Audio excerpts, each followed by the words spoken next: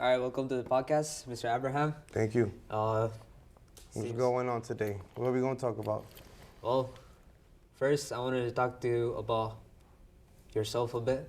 I know you work at the Queen's Library. That's pretty much I know about you, but tell me a bit more about yourself.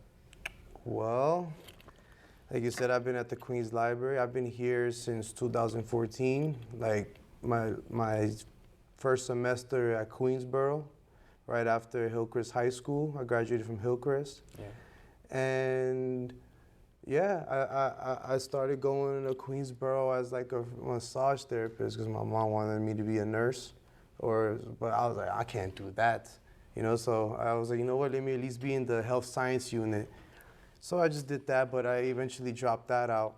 And then when I decided to come back in, I changed my major to liberal arts and English because since I work at the library, I was like, you know what? Let me further my experience because since I've been here, I've just been getting promoted. I would have left this job already, but because it's so adequate and consistent for being a student, I was like, you know what? Let me just stay here, and yeah, I'm just a youth counselor now, and after like 5 years of not going to college, I went back and I'm at my last semester. Got my last final tomorrow, and I should be transferring to from Queensboro to Queens College. Queen's College. Yeah, so I'm guessing just a student right now, and I work 2 jobs. This is my afternoon job. Sounds like a pretty hard, pretty changing life. Oh man, a lot of things has happened. Like those 5 years, something happened in those 5 years where I could tell you about it later on. So you told me as you went from being this med student in Queensboro to find not pursuing that career anymore. Yeah, wasn't for me. Wasn't for you. So what do you think about following your dreams, the idea of following your dreams and everything like that? Well, I mean, I'll be honest, growing up, we all want to appease our parents, and accommodate whatever they want us to do and make them happy. But, like I said, she wanted me to be a nurse or something, and I couldn't do it, but I ended up just doing the massage therapy. Because, once you do stuff like those type of majors, you're under the health science units and stuff. So I was taking classes with students that are trying to be a nurse, a radiologist or a doctor or something, and I respect all those people because I was doing anatomy, biology, kinesiology, all the ology classes. I couldn't do it, So at the end of the day, sometimes you have to even ignore your parents or your loved ones to do what you want to do, as your dream, And I didn't know what I want to do, And since I was working at the library here, I was like, you know what? I could see myself just keep growing because I started as a lab assistant where they're paying me like $7.80 at the time in 2014, minimum wage, part-time. Yeah. Then, eventually the minimum wage started getting big, they started rising it, and it was like 15 an hour lastly. And then what happened was, remember I mentioned I stopped going for 5 years? Yeah. That was a sacrifice because at that time in 2016 or 17, my father caught a brain tumor, and he had caught a seizure in the morning. And prior to that, he was showing a lot of signs, like he was shaking, forgetting things, but we didn't acknowledge it as much. And we noticed it, but we didn't acknowledge it. So when stuff finally hit the fan and he caught a seizure, he went to the hospital and we found out that he had a meningioma, which is a tumor of the brain, and thankfully it wasn't cancerous. It was benign, as they say. And so he was mostly the breadwinner in the house, and my mother as well, but he was the main one. And I remember looking at my sister, and I was like, yo, listen, it's your first semester at Queensboro, and I'll stop. I'll take the stands, and I'll help mom and dad with the rent. I'll stop going, just as long as you finish school, and I'll help a way to help mom and dad with the rent, And she kept her word. And she graduated Queensboro in the John Jay Academy program. Went to John Jay, graduated John Jay, did the politician program, and she the police program, and she did that's a dream job, And within that sacrifice, I found a second job, and I helped my mom and dad with the rent. And now she's been a cop for the last 2, 3 years, 2.5 years. And as of last year, I remember telling myself, like, you know what? Things are all right now. She's a cop now. Let me finish what I started. And that's when I realized that I want to further my experience here at the library. And I guess the last step is to be a librarian, and so in the meantime, I'm hoping I find like a full-time job here before I become a librarian, because I'm a youth counselor now, part-time. And once I get that a full-time union job, I'm gonna just ride that out, use that to pay my classes, and get my master's with that, and just hopefully be a librarian. I guess it just happened in life, Yeah, definitely. It wasn't a dream that I thought of as a kid. Like I would have never thought of that as a kid. Like, oh, I want to be a librarian, but yeah, everything just happened, and I just go with the flow. So like, the fact that you followed your dream and everything like that seems like something that a lot of people, I think, like, don't understand how you, like, how people go through this. Yeah. They look at the people that go through this and they're like, oh wow, something amazing and everything like that. But you said that after quitting going to college and everything like that was because of your dad and everything like that. So how was that transition from being a son and someone who's just relying on your parents to being the breadwinner of your house and like supporting your sister and being like, you go to college, I'll take care of everything? Honestly, I did go through a lot. I won't be specific with it, but I do have an addiction problem. And I noticed within those first couple of years, I was still doing what I had to do to help my parents and my family and everything, but I was almost doing it numbed out, to like trying to, because other than trying to focus on one thing, I had other things that I had to worry about. So in order for me to focus on one thing, I had to like kind of ignore everything else, and it was hard for me to just focus on the task I had to do, knowing I had other things to worry about. So I would numb myself out and just do what I had to do, and that's something I don't tell no one, which I'm surprised I'm saying this right now in this interview. That's who knows where it's going to be publicized, but at the end of the day, I manage that now. I try not to dwell into those habits like that, but I'm not gonna say it helped, but it helped me push through, So what I mean by that is, I was able to, keep a consistent job, keep 2 jobs, and help my mom and dad pay the rent, sacrifice a lot of things. And when those moments came where I just felt stressed and overwhelmed, is when I would try to escape, and yeah, it was kind of like a blur for me the first couple of years, honestly, because I just had to do it. So like, at that couple of moments, like, obviously everyone goes through like a lot of trouble. Like, I can't imagine how much pain you went through at that specific time, especially that transition from being like a person who's relying on someone and then going into like this person who was like the breadwinner and everything like that. Yeah, it was hard because, I couldn't let my mom deal with all of that. So that's when I was like, you know what, I'm the oldest, let me step in and do what I got to do. And after a while, I'm like, damn, this is too much, because, eventually I had to drop out of school, Burned out you. I had to just focus on working, because if not, and we needed to save money just in case if anything happened, which we were able to as well. And yeah, it was a really hard transition, actually, now that I think about it. I don't dwell on it too much, because like I said, when times got rough, because I guess I did my own type of therapy, but yeah. Did you receive any advice or anything at that moment?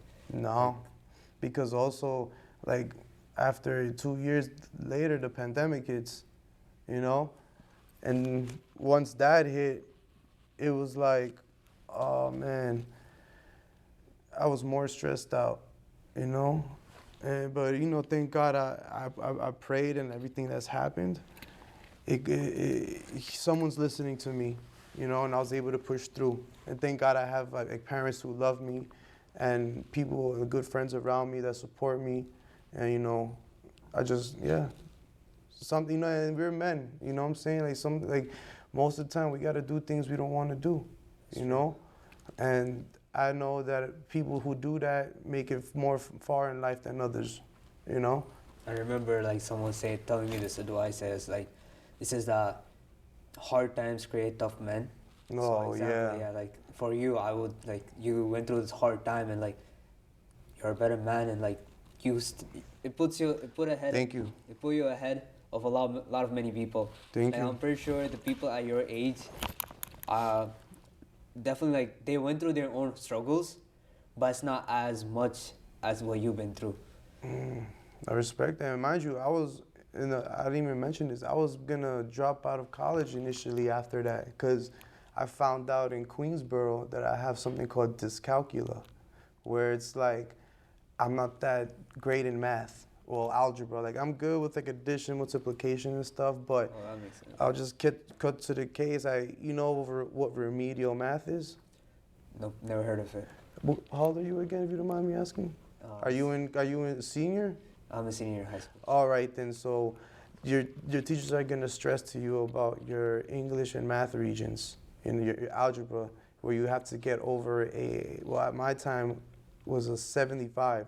You have to get over 75 to not take remedial classes in college. So like classes that you take again in college because you didn't have that high of a GPA. Practically, like put it like this: you're in college taking high school level math, and you're paying. You're paying for they'll pay for your like financially. Will pay for the first, second, third time, I guess, or first 2 times. But you're practically taking that class, high school level math in college, and you have to pass it and for the teachers to see that you're ready to take regular college level math classes.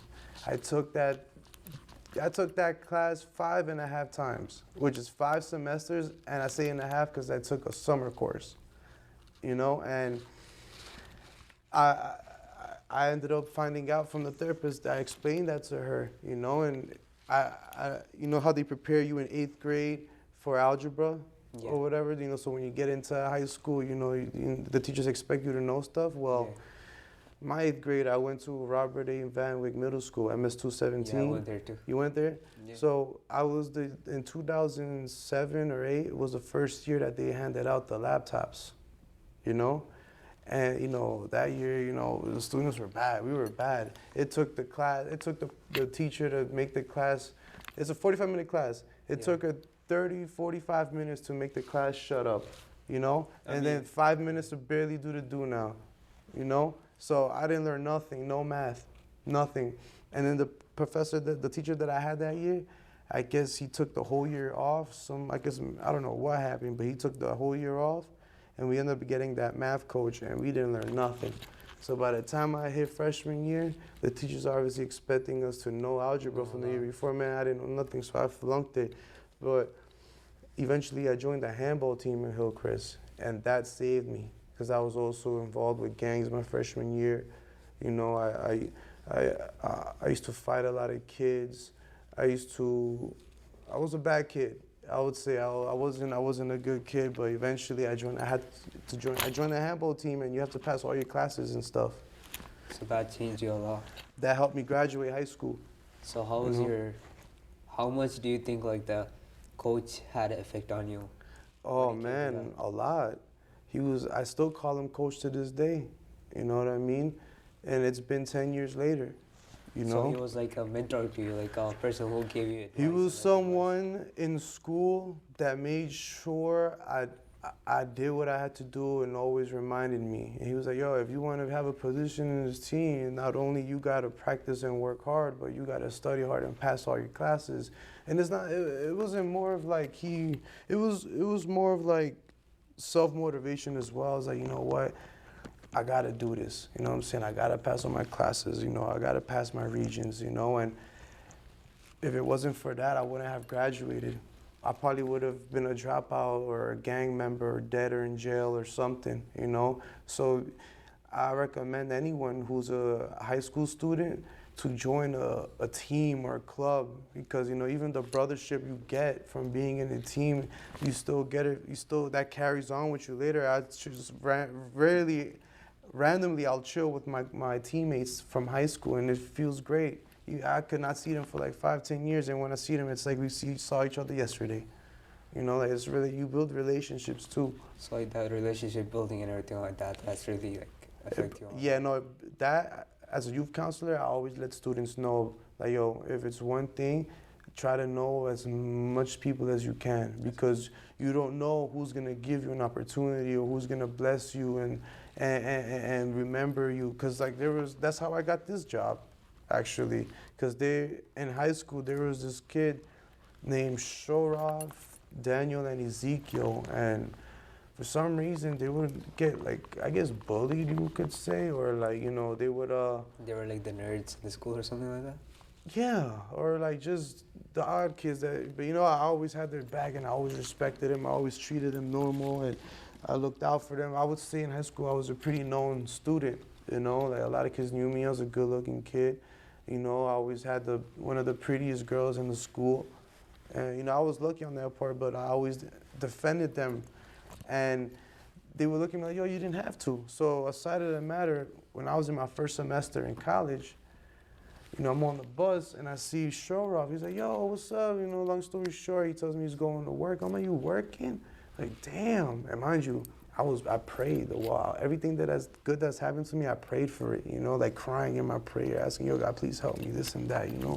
I don't want to be like, when I got the job, I remember praying to my mom, praying to God, telling her, yo, God, please help me find a way to help my mom with the rent. I don't want to give her no dirty money, you know what I mean? Like, like selling drugs or like stealing stuff and selling it, I didn't want to do that. And so I started in my head on Parsons and Jamaica Avenue with the movies, Old Navy, Gap, Burger King, Marshalls, whatever. And then the last thing I say was the library. So so I see my friend in the bus. He's telling me he's going to work. And then he's like, yo, Abe, are you looking for a job? I'm like, yeah. He's like, you know what? I think they're hiring in the library. I could see you working there. I'm like, oh, all right, cool. Let me know. A week later, he calls me. And he's like, yo, it's 4:30. He's like, yo, I forgot to tell you, you have an interview today at 4. They're waiting for you, man. Try to just come. I'm like, why are you letting me know now? I literally had the interview right there on that table, on the other side of this room. And I remember I came in with sweatpants, my North Face jacket, and I wasn't ready. Presentation-wise, I wasn't ready, but whatever I said to him, I guess the manager at the time saw potential in me, and I got the job. So like, They had me as a lab assistant, where I'm bringing laptops back and forth to the librarian in the office, and then eventually I just started doing my own thing in here, like talking to students, pulling board games out, helping kids with homework, or just putting books away, or just helping the librarians with something. And over time, I prayed again when that thing happened to my dad. I'm like, God, please help me find a better job or something. I need to help my moms with the rent, or with bills and stuff. I need money too for myself. Crying. I ended up getting a second job as a home care attendant in the morning, and then I ended up getting acknowledged here, and I got promoted into a youth counselor. So I've been here since 2014, but as of the last 5, 6, I've been a youth counselor. And and they pay good. so you kept mentioning the concept of faith. Yeah. How much do you think, like, if if I were to, like, right now lose all hopes in my life about the next move that I want to make, how much do you think, like, you would give advice to a person like that, saying how much faith do you need, like, how much you need to have faith in yourself and in God or whoever you believe in order to actually move and push forward in yourself? That's a great question. Honestly, if it don't matter, I guess it don't matter what religion you're in or culture. They always say, when things happen, just pray to God or just have high hopes and stuff, But sometimes it's deeper than that. I guess, when you pray, you're practically talking to yourself, and like you're asking for help and stuff. But I guess in reality, you're just tricking your brain or telling your brain to do something, and maybe I don't know. I don't even know what I'm saying right now. But honestly, like someone is listening. Someone's listening. Yeah, bro. Someone is is someone's listening. So you think, like, having like faith and actually let's say like for example like the struggles that you've been through a lot and everything like that, so like you keep moving towards something better in your life and like kept changing positions, kept changing lives and everything like that. Yeah. And like what has like been the one thing that has been consistent with you? Weed.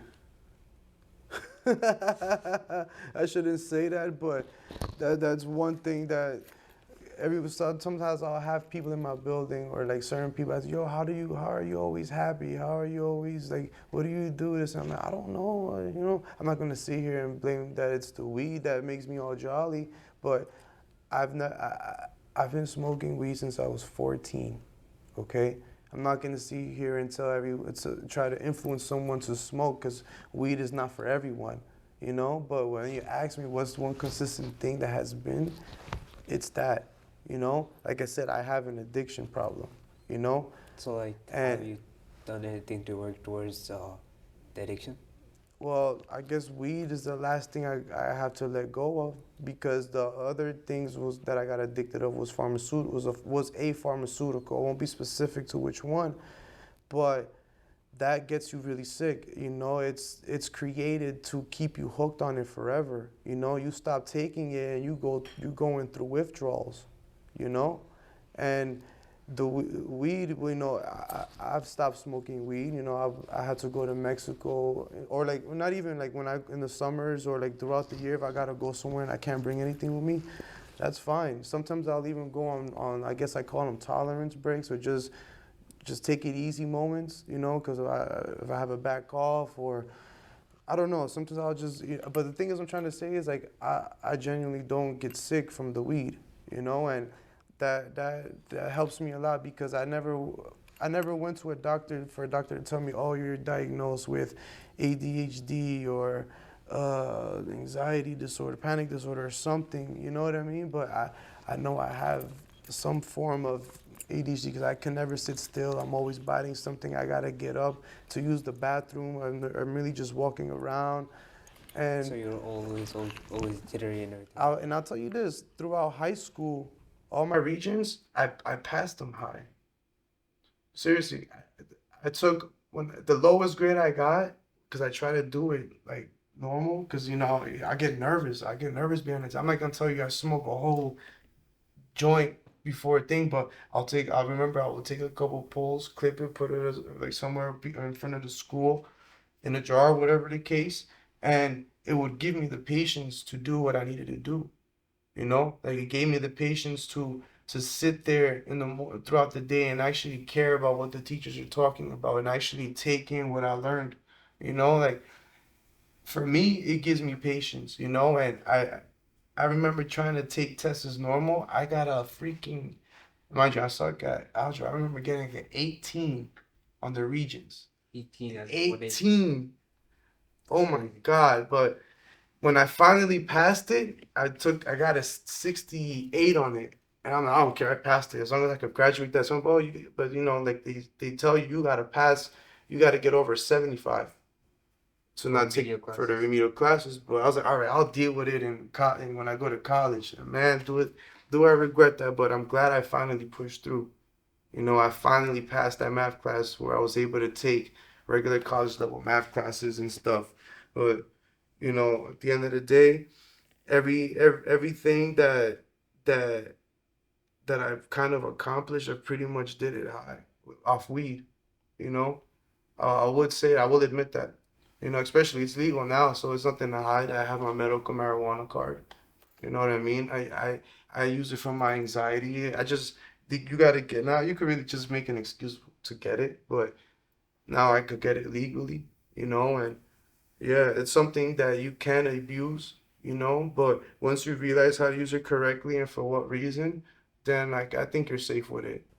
A lot of people say that you need networking and connections. What are some advices you would give to people out there to like have better relationships with other people and connections such as like Daniel and stuff like that for you, where they actually put out a word for you and get a job for you and help you in the times of need? Well, honestly, as a youth counselor, when like students ask me like those those type of questions like, oh, how can I, where can I find a job, or what can I, you know, whatever the case is, like, you know, what can I do this, or you know, who you think can help me with that. But what I'm trying to say is, at the end of the day, the best thing that you could do is build a relationship with somebody, or just be nice to the ones that people are nice, who are not nice to, because you don't know which one of those people are going to think of you when you need an opportunity, or when there is an opportunity and they be like, oh wait, I know this guy could probably do it. You know what I mean? You know, like, you never know who's going to look out for you. You know what I'm saying? And in this world that we live in nowadays, it's literally all about who you know. You know what I mean? Like, I know people who got their masters and this and that, and they're not even working for what they studied for. But then there's a person that has their aunt or their best friend or a neighbor that works in that place, and he's just working there off the word of mouth. He doesn't even have those credentials, which was pretty much me, right? You know, as a youth counselor, you need to have your certain credentials, but because of the relationships I've built here, and the loyalty and gratitude that I show in this space, I was able to get promoted into a youth counselor. You know, just because I was nice, I guess, to certain people upstairs. You know, like, you know, I guess kissing ass. You know, if maybe you gotta blur that, I don't know, but you know, sometimes you gotta know who to show extra love to. You know. So like And that yeah. human connections kind of thing.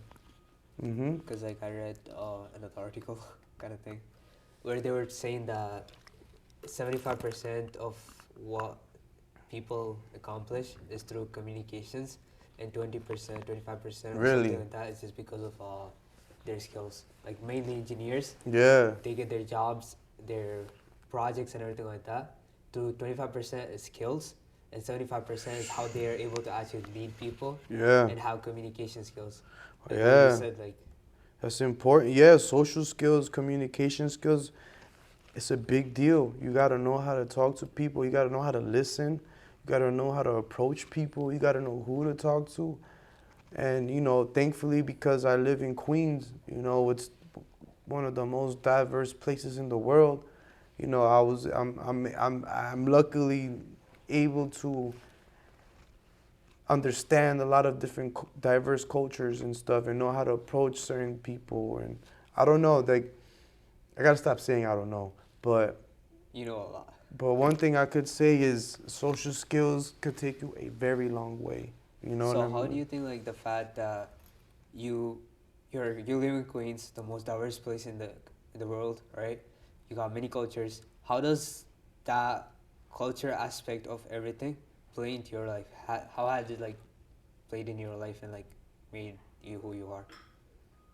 Well, the way it affected in my life, I use it. I guess you could say I use it a lot, even for my job. You know, because I work here. I work at a public library, and you know, sometimes you gotta understand where people are coming from. You know, and you gotta understand. Um, you know, once you understand someone's culture, and you approach that person with how their culture speaks, they already feel comfortable to speak around you, or like, you know what I'm saying? And that's the best approach you could have towards anyone, you know, like, you just act like you already know them, you know?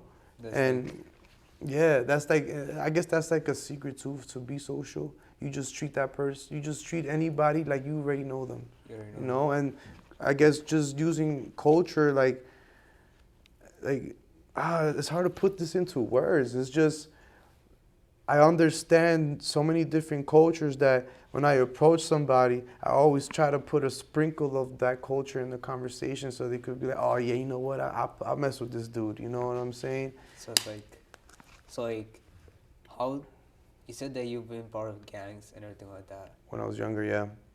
Do you think that that aspect of being, because a lot of people think that gangs are bad, but there is this idea that gangs they help kind of build that relationship, because Mm. you know in the sense, let's say for example, if a gang member right now is getting beaten up, everyone in that gang will actually come and fight for him. So Hmm. like, how do you think that kind of brotherhood or like that brotherly relationship that you had kind of helped you like with the human relationships that you're having right now?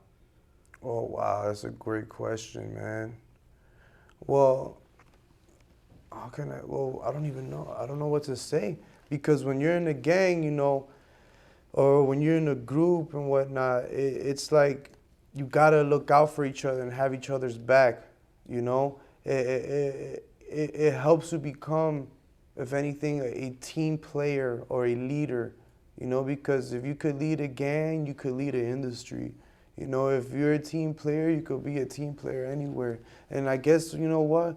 Now that I think about it, I think that that's why it made me such a good partner in the handball team in high school, or even working here because I try to work as a team player. I try to look out for anybody. You know what I'm saying? Like when I mean as a team player, you know, you're stepping out of your boundaries to look out for your teammate or brother and stuff like that.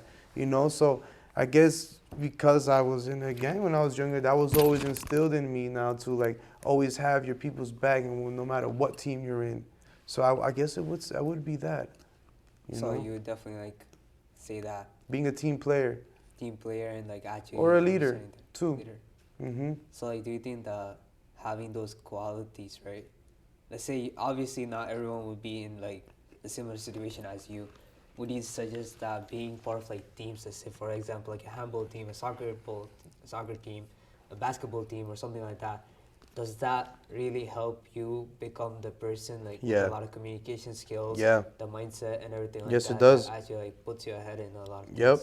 things? Being in a team helps you a lot because you get to learn how to like have patience for others and learn how to help others. And I believe I read an article or something about how I could be way off about the percentage, but like maybe like 70, 80% of like CEOs or bosses were in like were like in some type of teams back like when they were younger.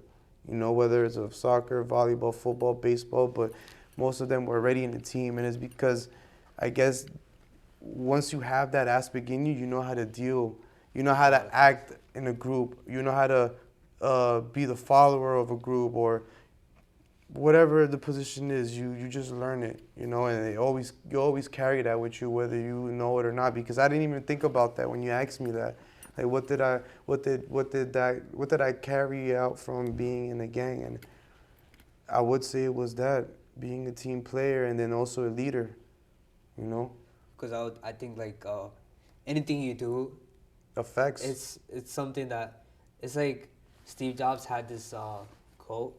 He said it in one of his college speeches. I forgot which one exactly, but he was like, every action that you do or every event that happens is like a dot, right? So like Mm, those dots, you just leave that's them. deep. You just leave them as it is. Yeah, But once you get to a certain age and you look back, you see all those dots connect back and create this big massive web that's actually beautiful and like lovely to look at.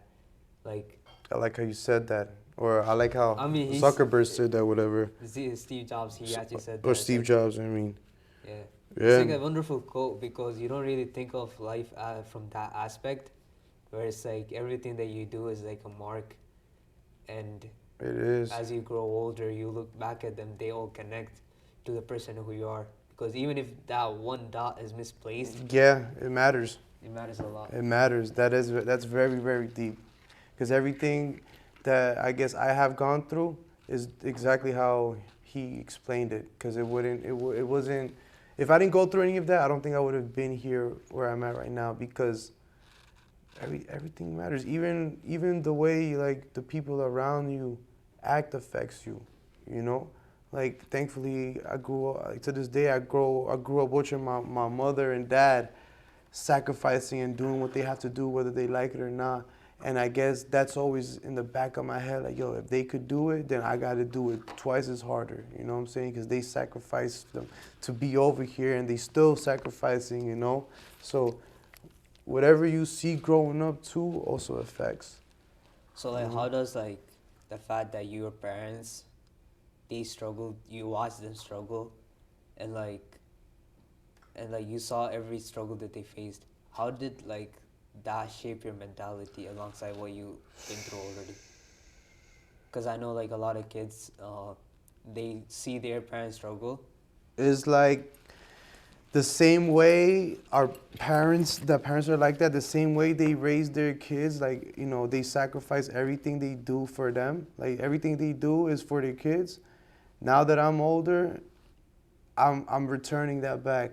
I've been doing that. Like I don't want to go to college or finish school.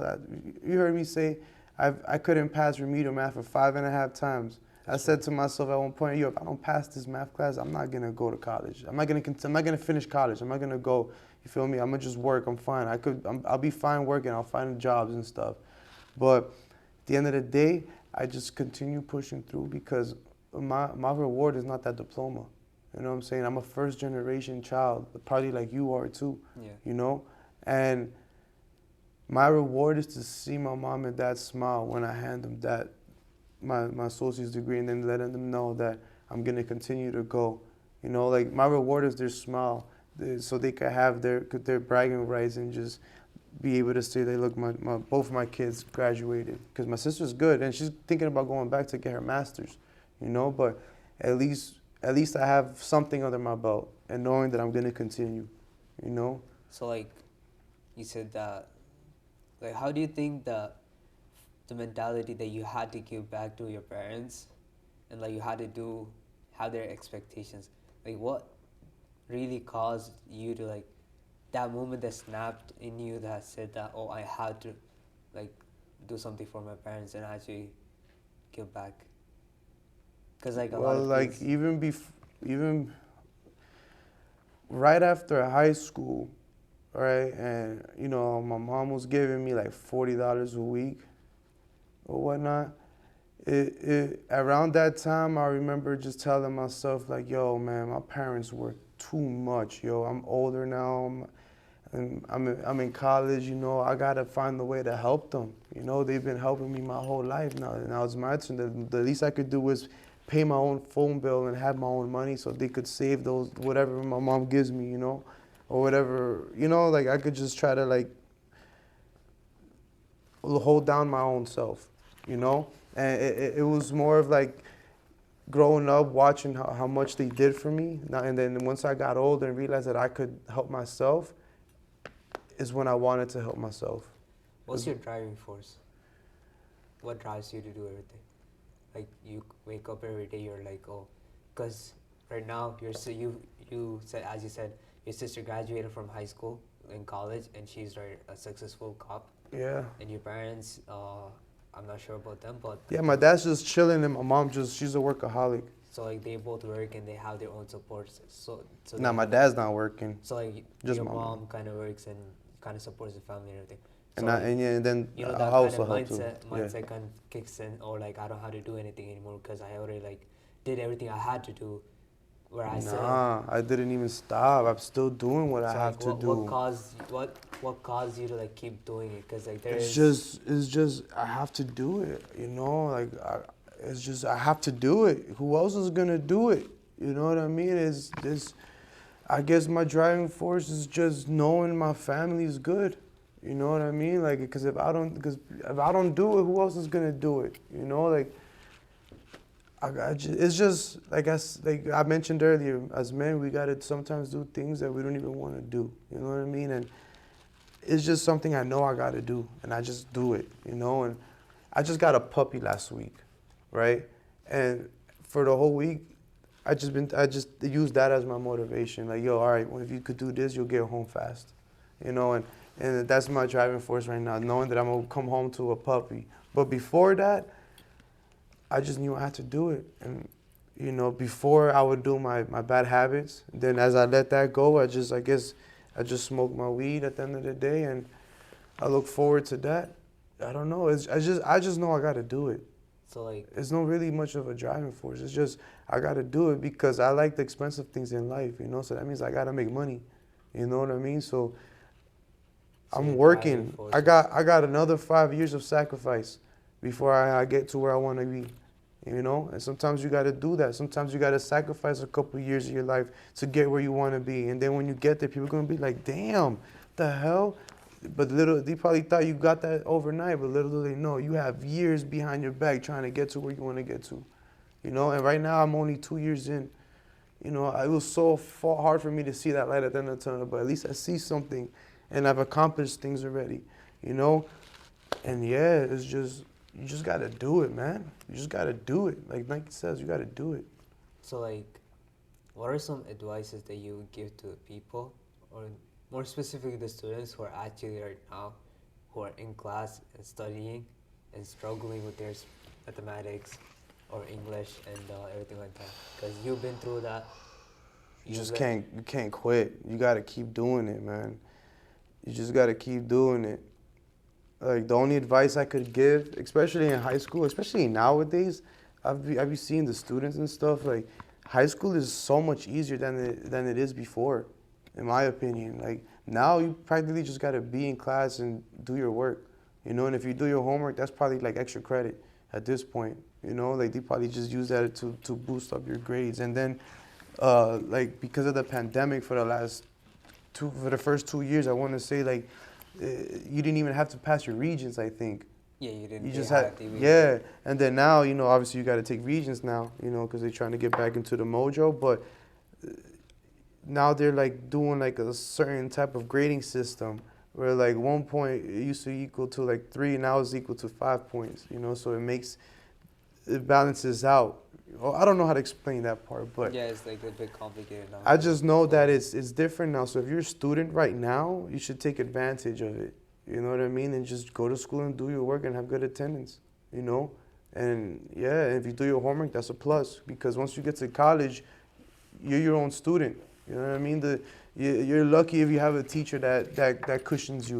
Because once you have your first day of class, they give you a syllabus, and it tells you what to expect every week. Of class. So if you're a good student, you'll anticipate all of that. But most students don't.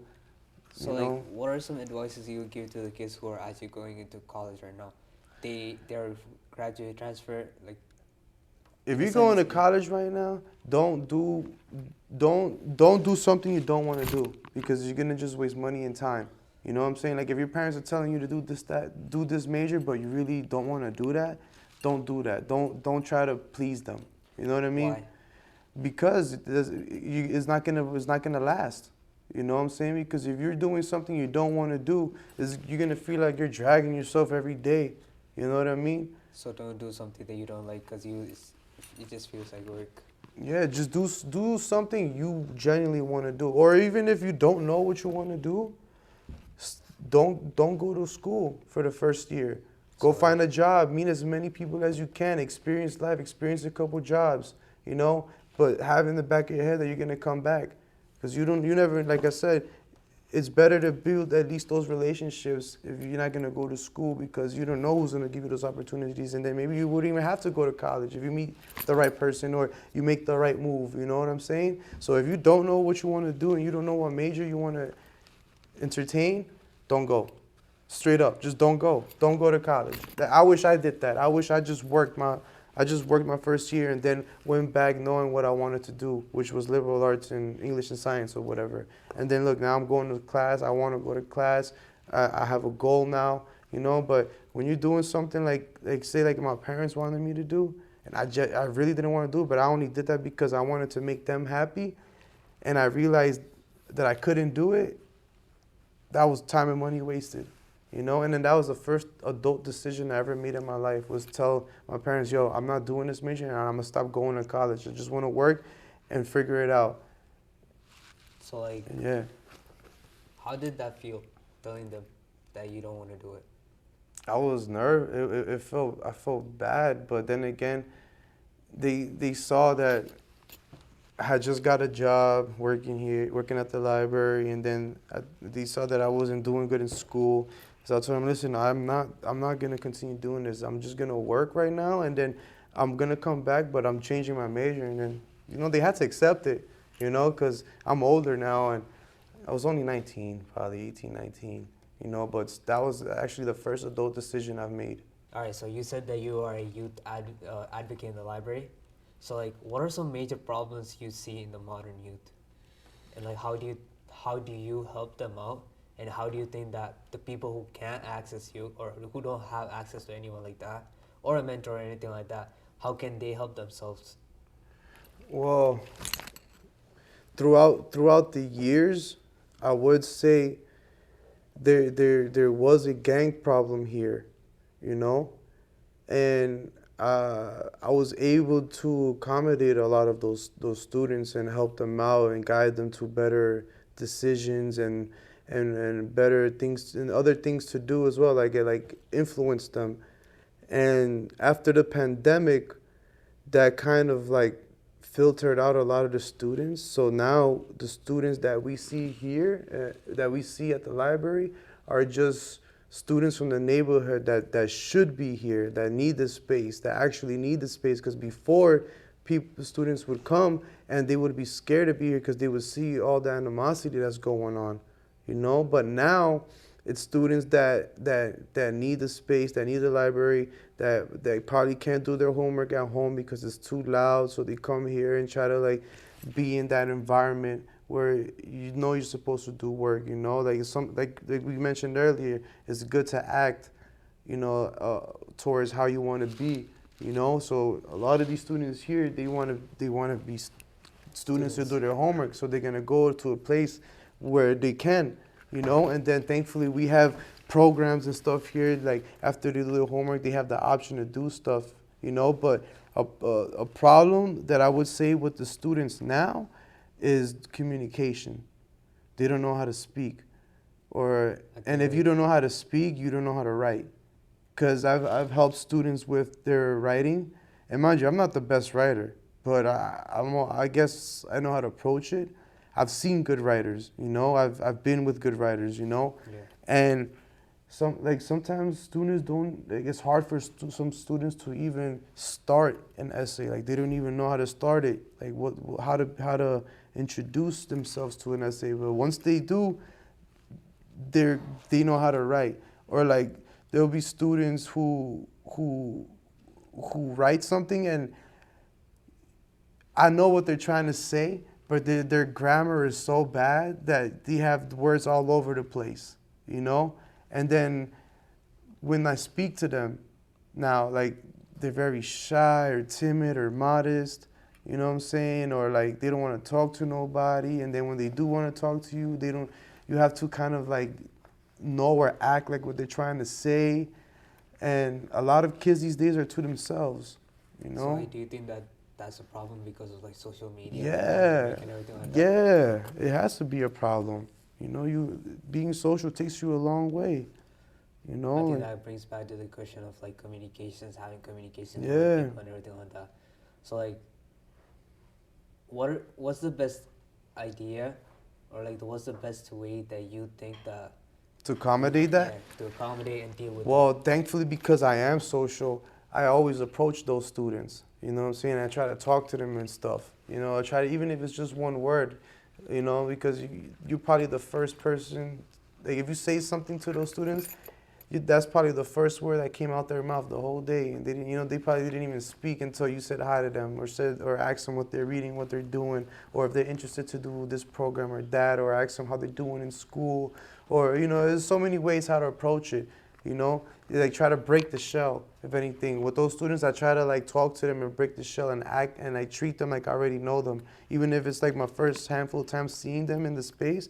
I'm like, okay, this person's been commenting a lot, you know, and I can see this person keep on coming, you know. Then I'll try to talk to them, you know, because I'm used to walking into a room and saying hi to the person who's there, you know, like the teacher, the person, the chaperone or whatnot, you know.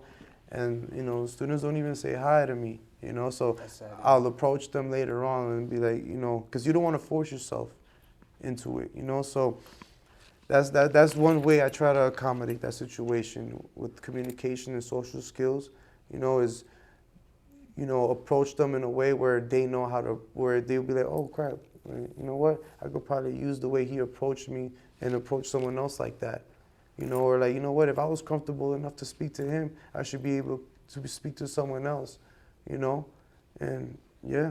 What do you think like the problem with you said that people like teenagers right now, they don't really want to speak out and everything like that. People like who? Like people, teenagers, like high school kids and everything like that, they don't want to speak out. They want to be to themselves and everything like that.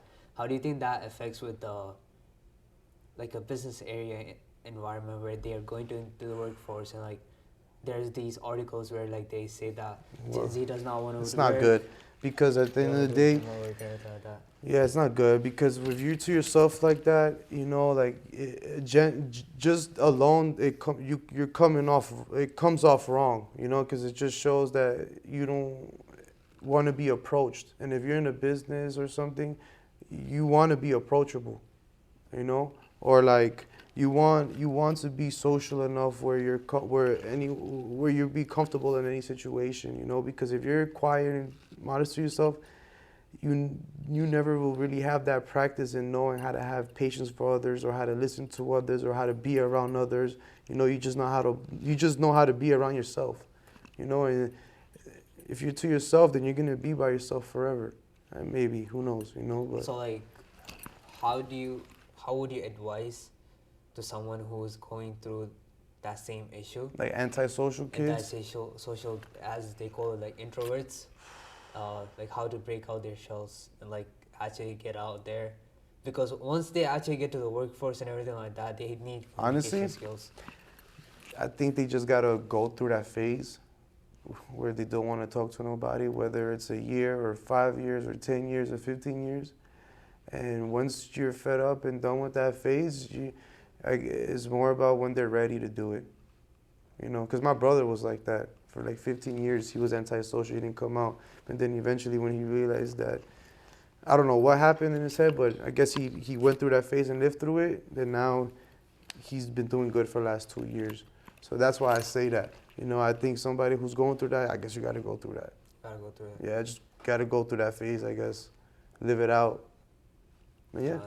Thank you so much. I'm glad that you were able to join us today. No problem, man. It was nice hearing It was a pleasure. I didn't expect to say certain things, but I did.